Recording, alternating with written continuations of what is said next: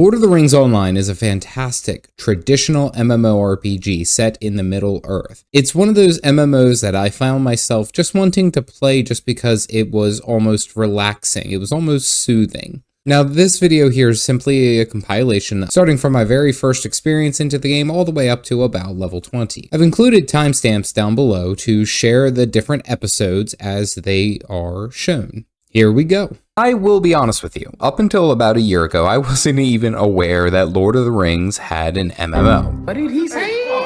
I heard conversations of it on and off, but I didn't really pay it any mind. Again, I have to say thank you to the void that is World of Warcraft and League of Legends that ate up most of my available playing time. And that was way too much. Well, after recently watching the most pivotal moment of any young man's development into adulthood, this moment, of course, right here,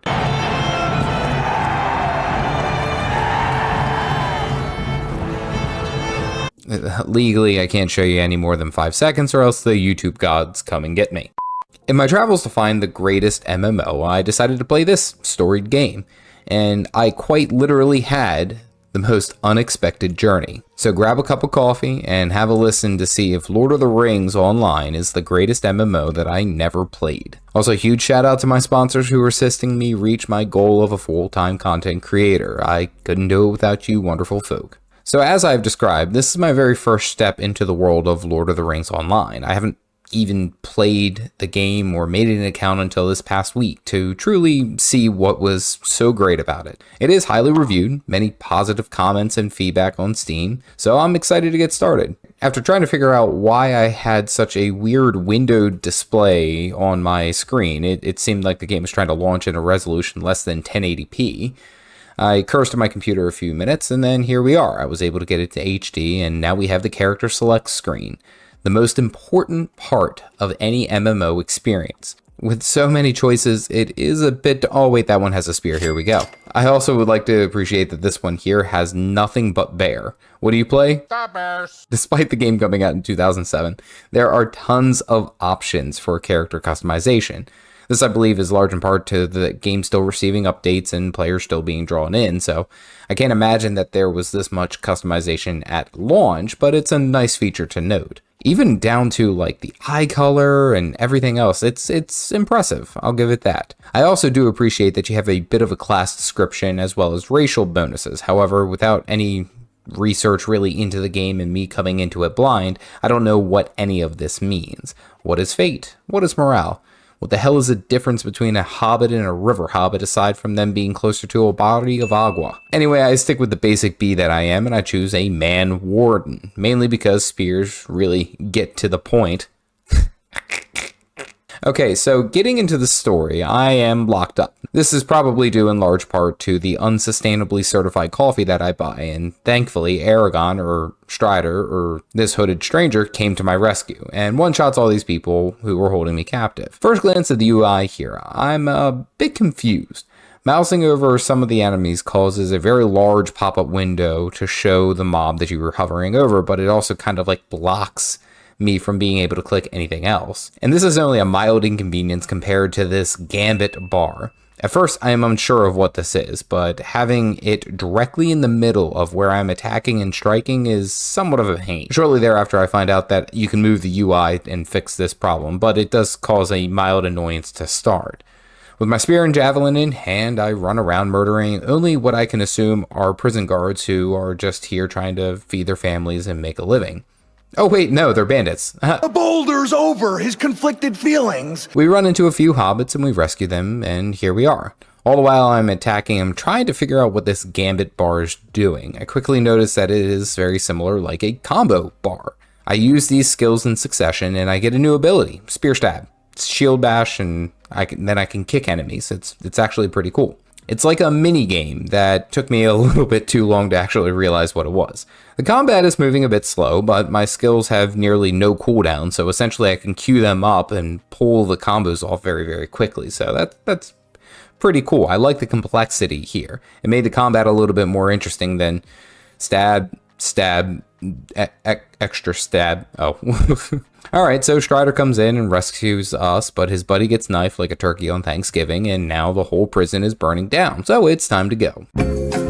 Here we are in the bustling town of Archette to continue our journey, and the UI is pretty straightforward, and it vaguely reminds me of that of World of Warcraft. Then, when I can figure out that I actually have customization and can move the UI, I immediately change it to my old UI setup in WoW because I like feeling unique. The quest givers have a unique icon above them, of course it being the ring. It'd be weird if it was like Elijah Wood's face, but pixelated, but you know. I really didn't know who was playing the music in this tavern, but they were absolutely thumping. This is a song, man.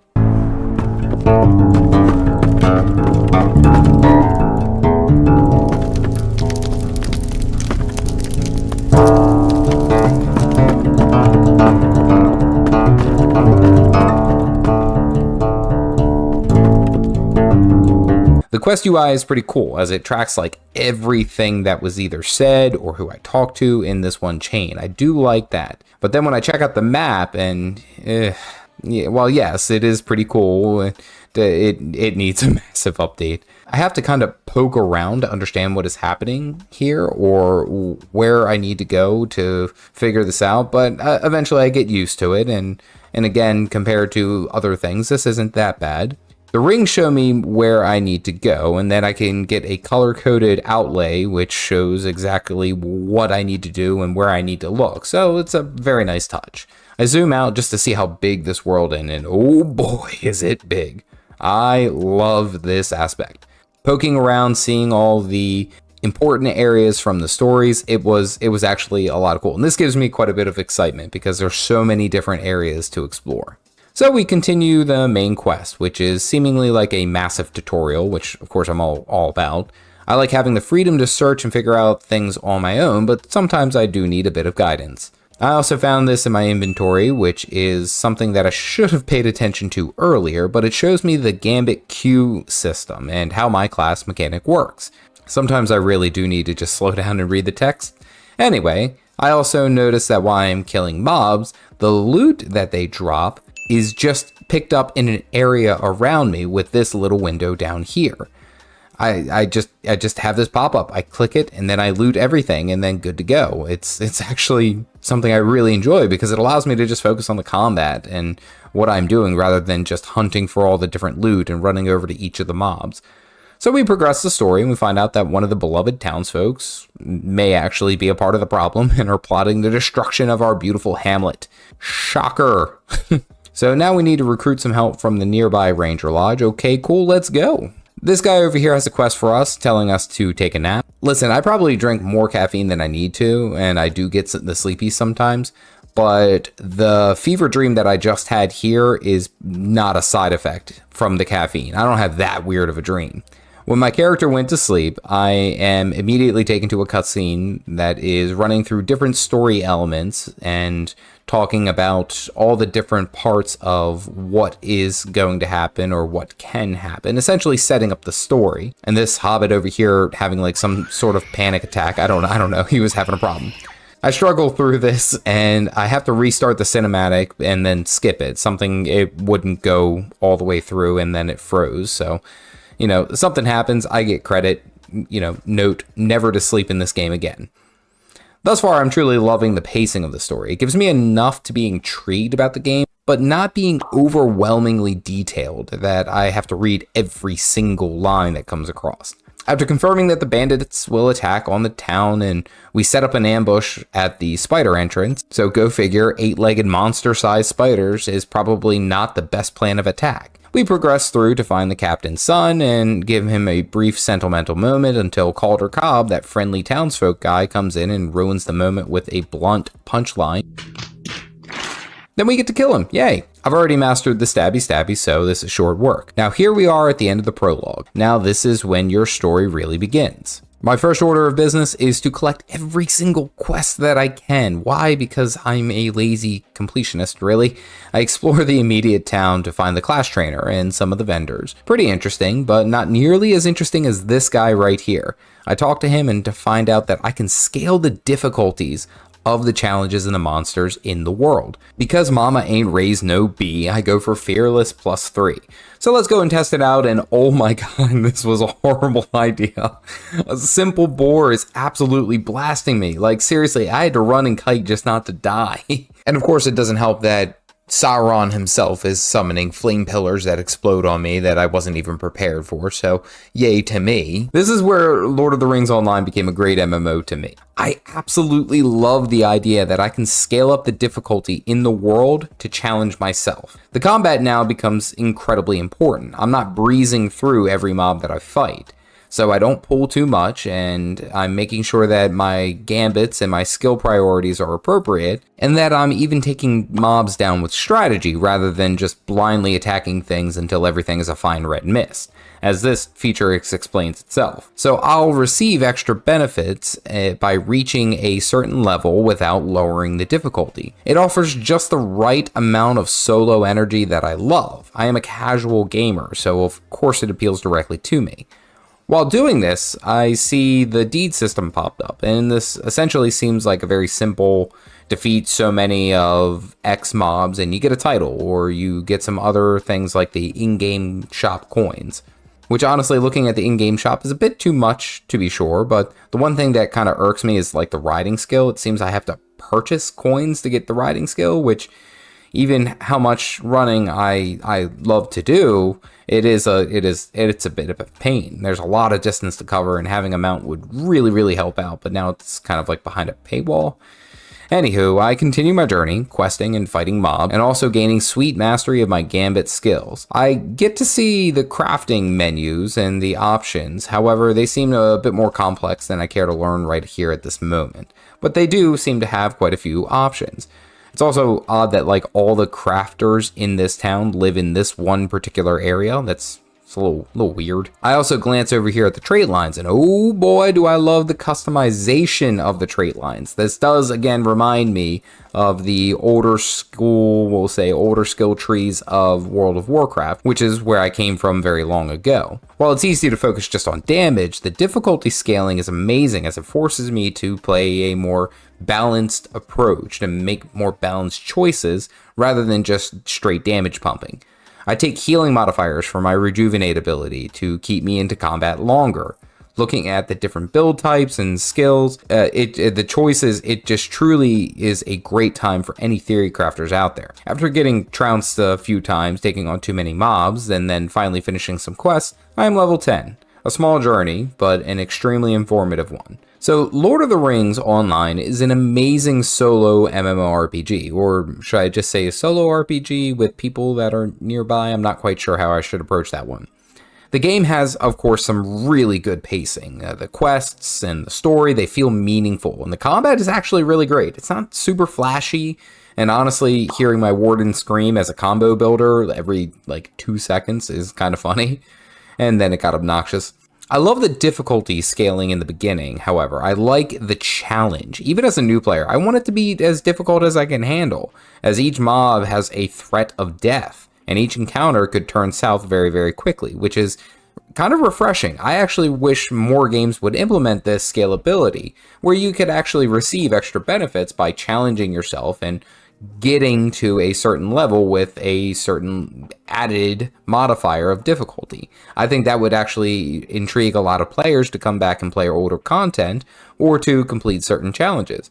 I bring up like Guild Wars 2, the game I mainly made content on, and having some type of difficulty modifier for, we'll say, the beginning leveling process would actually be pretty cool. I'd like to see that. The map, of course, was a bit outdated, and sometimes it's hard to navigate, but if that's the worst thing I can really say about the game, then it's a pretty damn good game. Actually, the riding skill was the worst. That annoyed the hell out of me. Overall, this game offers a lot to new players in 2023, and I 100% believe that it's a game that I would recommend for solo players or casual players who can't really spend loads and loads of time playing games. There's a ton of content available and plenty of things to do, but most of all, the game features, the best things about MMOs is this sense of adventure, and Lord of the Rings Online definitely brings that in. Now, scaling up the difficulty, of course, is my personal choice, and there might be some other players who don't choose to do that and would rather just kind of cruise through these mobs and cruise through these kills, and that's okay. To each its own. However, I think that's one of its best features, is actually giving the choice to the player of what they want to do with their game and with their character. And I think that is a beautiful aspect that this game has added. I will say after 10 levels, I'm intrigued. I want to play more. I do want to see where this game goes, and I want to put some more time into it. And I think that's something very important, especially to a lot of players, is especially the older MMO players who don't necessarily need all the flashiness and we'll say the perfect pixel art of a game such as like New World, which it is very beautiful and very picturesque, but does it have the depth? It might now, but it didn't release. I can't wait to dig in and find some more hidden features of this game, progress my warden into higher levels and skills, and it was just an amazing time. I thoroughly enjoyed myself here. Now, as a disclaimer, I did not progress all the way to endgame, nor did I do really anything that required grouping, but as a new player experience and just that first initial impression, it was a pretty good one. If you are interested in supporting me in my journey to find the greatest MMO ever, please consider liking the video and subscribing to the channel. If you want to be featured in one of my videos, consider joining the membership here to this channel to help me reach my goal of becoming a full-time content creator. As always, stay caffeinated, folks. What happens after the first initial impressions of a game? After the thrill and excitement of that new game wears down and you are left progressing with your levels and getting into the main gameplay loop. This is usually where MMOs lose people. The fun dwindles down a bit and now comes the work, or the grind, as it were. Lord of the Rings Online has only been picking up the pace. After my first initial impressions video, I was a bit remiss on some topics, such as crafting and the map, and even getting a mount in-game. Now, playing it casually, I put some more hours into this story game after the first look to offer a bit more in-depth experience. Here is why Lord of the Rings Online continues to amaze me as an MMORPG. As always, thank you to all these wonderful people for assisting me on my journey to become a full-time content creator. I could not do it without your support. If you do wish to help me out on this journey, you can find the membership link down below. Anyway, let's get into it. So we pick up the tale of Caffeinated Dad, man warden from the land of Bree. Our first step, in my mind, is to unlock our mount. Many of the comments that responded to my first video telling me that I missed the quest in the beginning introduction story to unlock a mount. Apparently at the hunting lodge, I was supposed to get a quest from John Brackenbrook. I believe I skipped this because it linked itself to the online store or the in-game store, and I wasn't interested in messing around and buying anything quite yet. Little did I realize that I could just purchase the quest with the few LOTRO points or LOTRO coins that I had already earned just by completing deeds in game. I felt kind of like a fool. So step one for my continuation, find a mount. There were a few ways to unlock the initial mount, but the one that I could get immediately was to travel all the way to Swanfleet in Mosswood to unlock that same particular quest. A little extra never hurts part 2. Admittedly, this didn't seem like too big of a task to just walk down there and unlock it. Easy peasy. Then I spent the next 35 to 45 minutes running literally across Middle Earth to unlock this damn horse. Now, it seems like this area that I was covering or traversing through was part of like a DLC that recently came out, but one thing I loved immediately, I was able to jump straight into it. Now, it seems like I can't get any of the quests for the zones or any of the other features, but I could at least traverse through it with the occasional pop-up asking me to buy this particular area. As I'm making this long trek, I also am stopping at each of these horse icons, which seem to unlock fast travel between hubs. This seems very similar to the Griffin travel in World of Warcraft, a very nice feature to have. Despite me getting a mount, it's sometimes just better to have it on autopilot. A long hop, skip, and a jump through, and I get my mount. Actually, very easy. I literally talked to a dwarf and then I was good. Now the only problem here is that I have to trek all the way back because my home teleport is on cooldown. Ironically, the length of time it took me to walk all the way back there would have been the same if I just waited for the teleport to recharge. Anyway, we progressed the main story, so here we go. As a side note, in this meantime, I ended up having some people reach out to me in-game and invited me to their guild, or I believe it's a kinship? How do you do, fellow kids? Regardless, I was actually happy to see this because thus far I had very minimal interactions with other players. I joined the Fruit Ninjas and had a great conversation. One thing that I have noted in my explorations here in Middle-earth has been the small amount of interactions with real players, and as such, it sometimes feels like it's just a solo player MMO. Also, with this, please note that I personally have not been reaching out, so this could just be my own doing.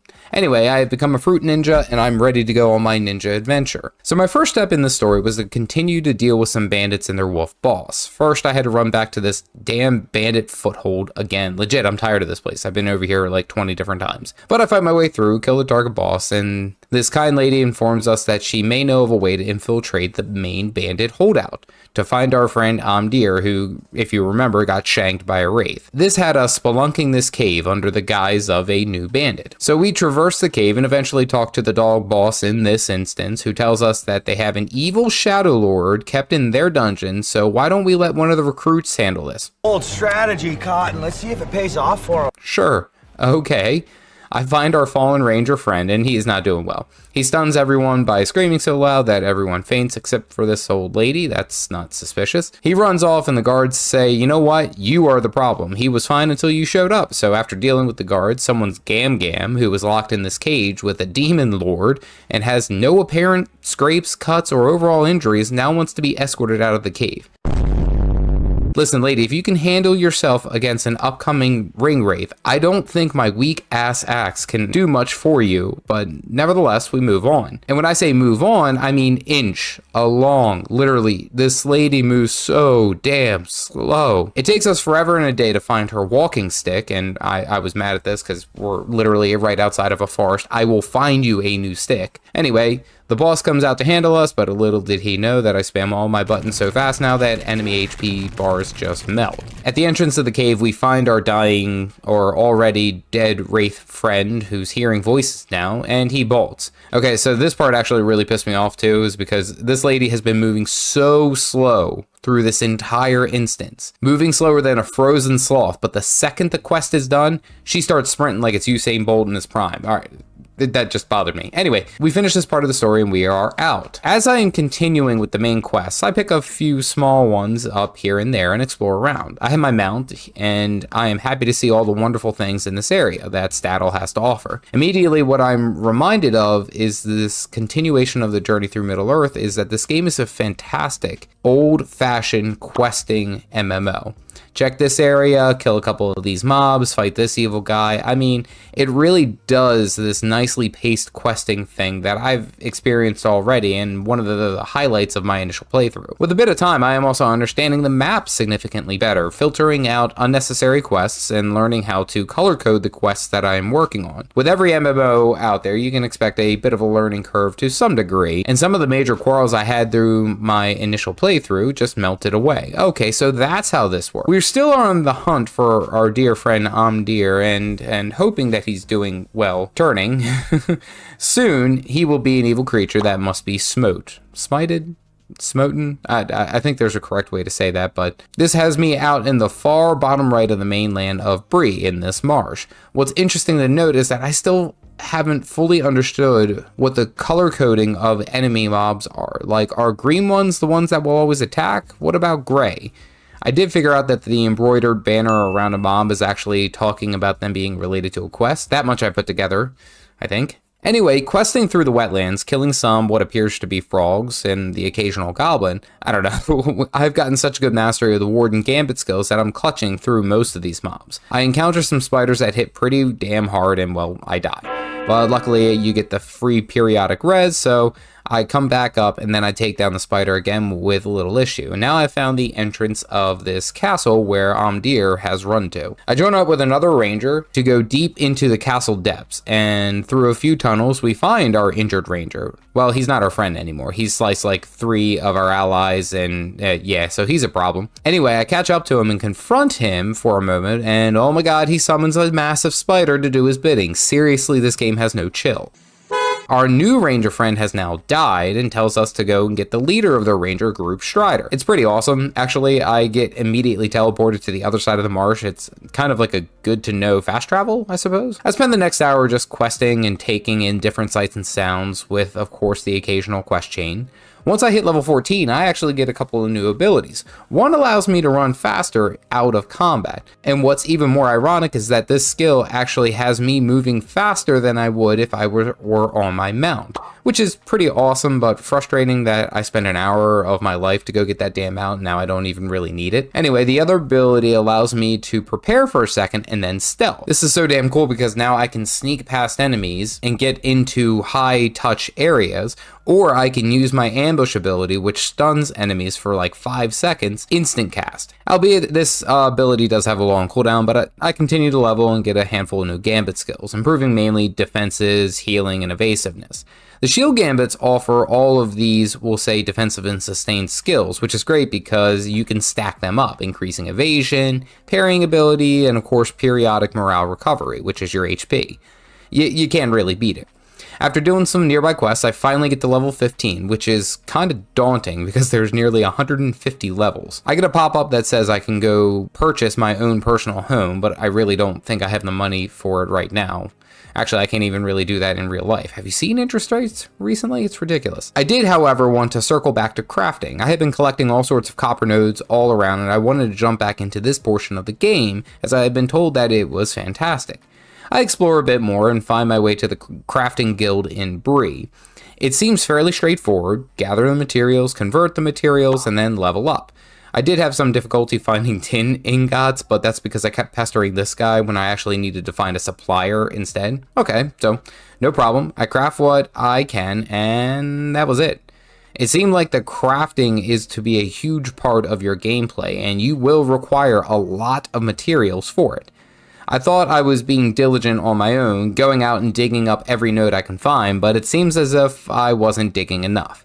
I quickly burned through my supplies that I got from the prospecting, level prospecting up to journeyman, and spend all those ingots on weaponsmithing, which doesn't actually get me to journeyman. I can already tell that this is going to be a focus part of endgame and not something that you just kind of like do passively. Well, not too much more that I can do, so let's check out the other main portion that I missed in the store. I wanted to know what the running costs of everything in the store was, if it was pay to win, or if it has any major issues that I can sit down and identify fairly easily. Still a newish player, I am curious of what the running prices are. Taking a look at some of the expansions, it seems like they can run upwards of about like $20 US, maybe a little bit more, which is honestly a good price for any additional major DLC. I mean, each expansion from Guild Wars 2 is like $25 to $35, so this kind of makes sense. Now, taking a look at the different cosmetics and boosts, I start to see some concerns. Most of the items here seem to be heavily focused on convenience, or we'll say even cosmetics. Nothing that would necessarily break the game. Such as we have things like faster mounts, instant teleports, multiple teleport nodes, what you would expect. I did, however, see some pieces of in-game shop items that seem to improve your capabilities in combat. Stat boost tomes and this gear set that looks like it improves defenses. Now, I would hardly call that pay to win, as it does offer you a small advantage to those who pay, but it doesn't seem like it is massively game breaking. Right now, it only appears to be a few pieces of stat increases, and from what I can tell and from what I've read, the stat boost tomes are also available out in the open world for free. And for a free-to-play game, thus far, I have really been enjoying it, and this is a minor thing in my mind. Some might call this a red flag, but I wouldn't necessarily say that Lord of the Rings Online is a pay-to-win game. So after putting in some time here in Lord of the Rings, here are my thoughts. First, the gameplay and questing still continue to impress me thoroughly. I was concerned that the loot may be boring or would provide little excitement and fall into just feeling like work, what MMOs have a tendency to do. While yes, some of the questing can be very tedious, having me basically just be an errand boy, other parts offered some immense challenges that actually took a plan of attack and coordination. I was exceedingly happy to find that getting the mount was still accessible even after I missed it in the introduction quest line, albeit it took a bit to walk to there and find it, And if someone didn't have another player or do the research on their own, they may have missed it in the introduction story and perhaps would have missed it here as well. I'm starting to see more and more players out and about in the open world, and these are higher level players or players who are around mine who have just different classes, which is pretty awesome. Granted, I was in the starting zone area, so I was not expecting to see hundreds of people there, but seeing some real life, we'll say, movement in this game is pretty exciting. What I did encounter a few times, and this is something that was brought to my attention, were the occasional lag spikes. Now, mostly this was during benign gameplay, like walking or horse riding simulator. When I was engaged in combat, however, it did offer some more, we'll say, stress. Many players have commented on my previous video mentioning how the lag can be worse depending on the player density. However, but in my small time here, I have not really found this to be too troublesome. The main story has been picking up quickly, especially as we are hunting down Amdir, our fallen ranger friend.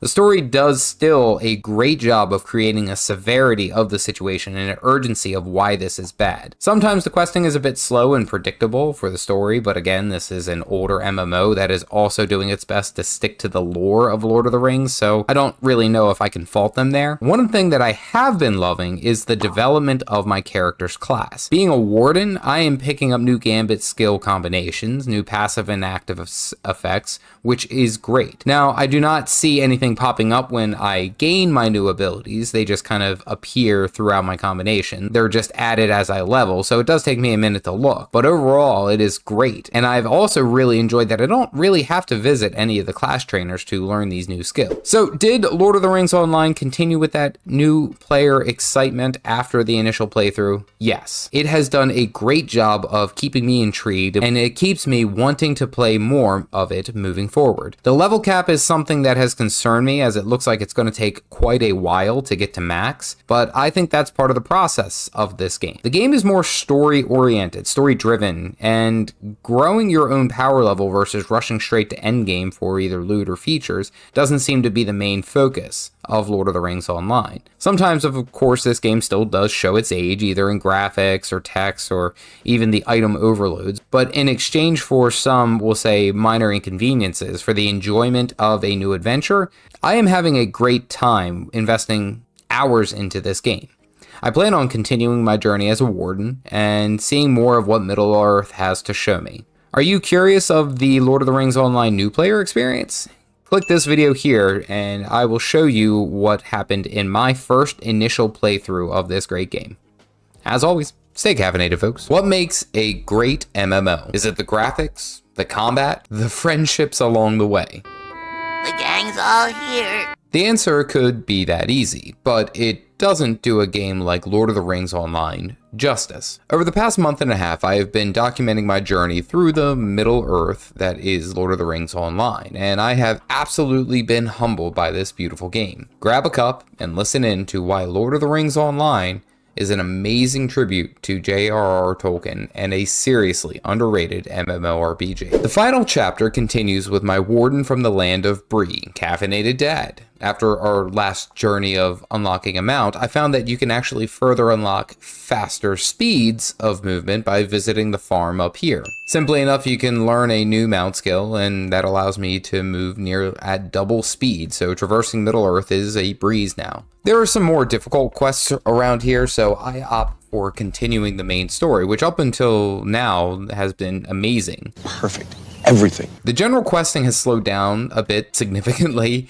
in uniqueness, and I do see the repetitive nature coming through, such as the same style of quest, kill this many of X, or travel here, collect this, and return it. This, of course, is what I expected. I mean, it's only the beginning of a very lengthy MMORPG. Who would expect massively impressive quests right out the gate? Oh wait, the story though, it's starting to get spicy. We must go and deal with Amdir, our fallen even more ranger friend who, let's be serious, is no longer our friend. He is a problem that must be dealt with properly. So we meet up with Strider and another nameless ranger. Seriously, on this adventure, we've had like 6 other rangers and 5 of them have died. So where are these guys spawning from, and why the hell do they keep signing up for this job? Anyway, we push through this instance. The Black Wold bandits hold again, and I'm tired of this place. But to be fair, they are having a hell of a time because right now there's wraiths running around and evil creatures afoot. Legit, it's kind of funny because these guys were a pain previously, but now I'm just cruising through them. We finally get through the camp and we see an evil dwarf. Then it's our buddy Amdir. Our poor Amdir, who is now a wraith. We kill this random lackey, and then we fight Amdir, our long-lost friend. And like 2 stabs later, he's dead. You know, for the build-up, I was actually expecting there to be more of a challenge, but, you know, I guess, you know, plot armor, I suppose. Anyway, we slice through him easy peasy. Strider gives us the good old-fashioned high five and then sends us on our way to help the local constable.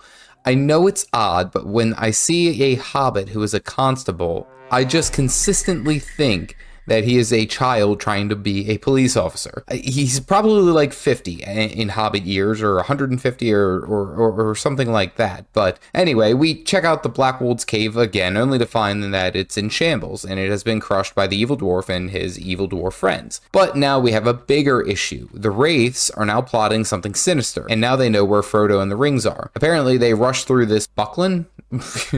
Anyway, we talk to a local who is nearly stabbed by the wraiths, but he is scared because he thinks something is coming to kill him. Well, guess what? He was right. A few crows did come and attack him. Seriously, a couple of crows came to attack him, and this dude is having a full-on meltdown. Anyway, we tell Strider that the hobbits are essentially pandas of the Middle Earth because they can't take care of themselves, and he sends us into the woods to find another hobbit. I did stop by this little vendor outside of Bree where it looks like I can exchange some of my marks of heroism or tokens of heroism for gear and other loot, but not until I'm 20. Honestly, this is pretty cool, as I think most of the game has thus far been light with upgraded loot. Anyway, a hop, skip, and a neigh later, I found Tom Bombadil, Tom Bombadil, arguably the most interesting character in this whole game. Literally, listen to this dude's voice. Tom Bomb Jolly Tom, Tom Bombadillo. I know some of the game has in-depth voice acting, but this one takes the cake. He's my favorite. Yeah, that's it. Competition's over. This dude is clearly not okay and basically living alone in the woods, and so I would understand singing your own name and dancing out in the shadows again. Yeah, it's kind of weird. Anyway, he sends us to attack the crow lady that is sending more crows to attack. I mean, I guess if you had an issue with Alfred Hitchcock's The Birds, this would do it for you, but I mean, it's a bird. Just take a tennis racket and... While fighting this lady, I experienced some crazy lag spikes and rubber banding. It stops and then snaps forward, stops and then snaps forward again, but it does seem to keep you kind of in place, so it's like a pause button. So I don't really feel like I need to worry about dying, but you aren't able to attack as well, so I suppose that's kind of fair, kinda. Anyway, we kill the bird lady and then head off to the weird hobbit again, or at least I think he's a hobbit, not sure on this one. I get the next quest, which has me doing a level 20 instance, and I'm only level 17, so I think I should go out and quest a little bit more. The Barrow Downs are right here, and dealing with the dead shouldn't be an issue, right? After chafing through a number of quests on stream, chatting with some of the wonderful LOTRO community members, I get through to level 18. And then I get to go down into the South Barrow Dens, where most of the mobs are like level 20 or higher. Great! So I'm killing the mobs around here, as well as the general quests have us just doing that. I have to fight these damn trees. Now, fighting a piece of wood should not be this GD difficult. I get absolutely smacked by this living coffee table, and then the best thing happens. Another warden joins me into handling our raging wood. Nice. We scream at just about everything into submission, and then with a salute, there we go, level 19. Okay, so we trek back into the woods to talk to our weird friend Tom again, who takes us to an instance to chase down the Witch King. Wait. This Witch King? This is my power. The dude who basically can't be killed by any man? Good lord, this game is relentless. Anyway, we fight some dwarves, only to wake the dead from their nappy naps, and then we spelunk through this well-lit cave. Seriously, a massive cave underground, and it is this well-lit. That's just odd. Anyway, the Witch King gives us a nod and then sends a bunch of his undead friends to kill us, of course. And after a beautifully executed set of gambit skills, we are through. Now we fight the White Lord, a hard-hitting, high-level mob that can't be killed because he can basically heal himself to full. After going up and down for a few combat rotations and thinking that this isn't going to end well for me, guess who shows up? Tom motherfucking Bombadil. This guy shows up, one-shots the boss after literally moving the earth like he's the Avatar, and then just skips away. What a total boss. We huff it back to Bree, and I get to talk to Gandalf, who's apparently been in this room right next to Strider this entire time. That's odd. He sends me north to meet his friend. I'm half a level from hitting 20, so I focus on some more of the kill X amount of enemies and such, and boom, I am level 20. The game has only truly begun at this point. I get a notification that I can join a skirmish, and that it is soloable. Awesome. I had heard good things, so let me go ahead and give it a shot. It seems like these are like small instances that focus on brief, we'll say, times of history, such as like Fractals of the Mist, comparably to Guild Wars 2. This one has me defending the front portion of Helm's Deep so the main citadel can prepare itself for combat. I am now boosted up to level 100, and I try my best to fight and kill things, but I just hit way too weak, it seems. Perhaps I'm under-leveled or under-geared, or I'm not doing something right.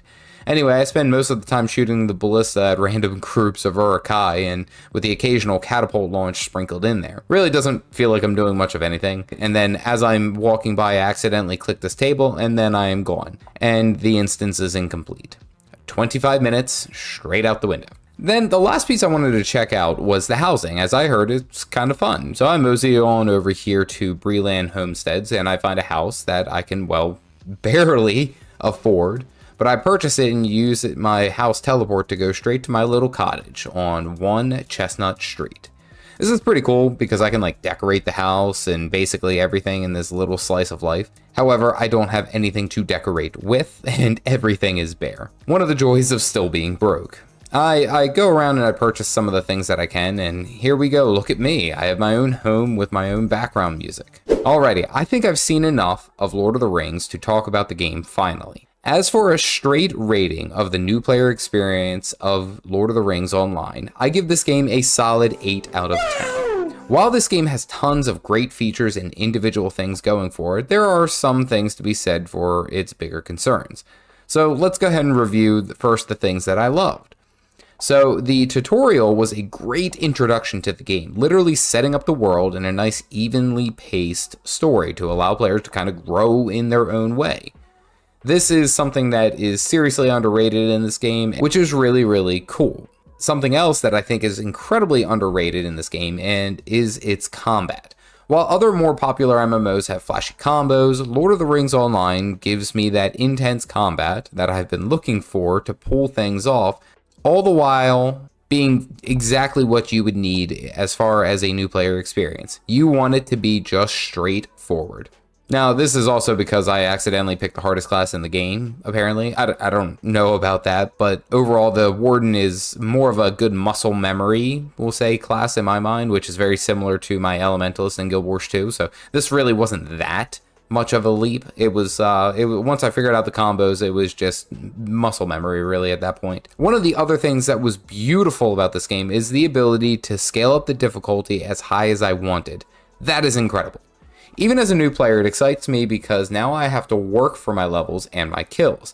I love the idea that I need to try hard and I need to focus on basically everything I am doing in this game. Now, to be sure, it got, well, kind of predictable. The occasional flame pillar move out of the way. Sometimes mobs can't be crowd controlled. Okay, that's not that big of a deal. I suppose that it's just the flat damage increase from all the mobs that makes it more of a challenge kind of in my mind.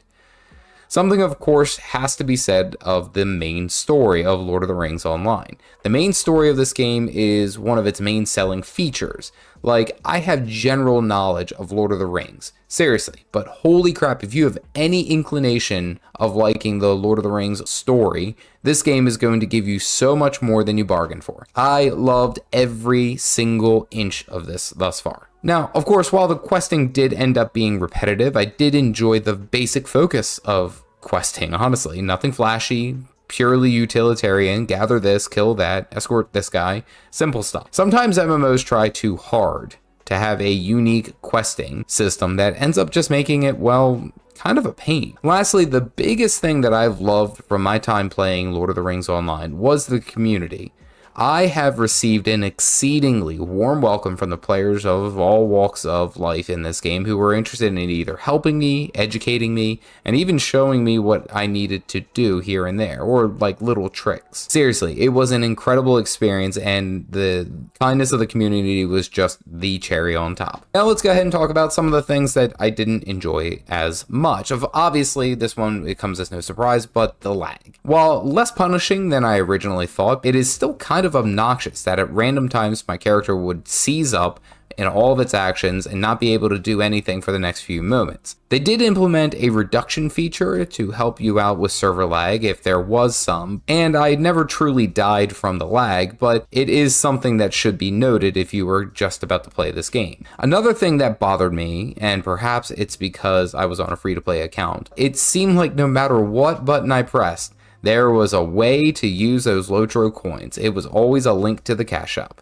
And a lot of the times it seemed like it was a purchase to fix something that was purposely removed. It was like, here's an inconvenience that you have because you're on a free-to-play account, but here's a way that you can pay for the convenience to be put back into the game. Sometimes I don't think that's always the best game design. I feel like I'll put more money into a game that is naturally convenient to me, but that could just be me. Now, for a free-to-play game thus far, it hasn't been that big of an issue, but it is worthy of noting that the cash shop is tied to like everything you click on. And honestly, that's really about all the major criticisms that I can give this game.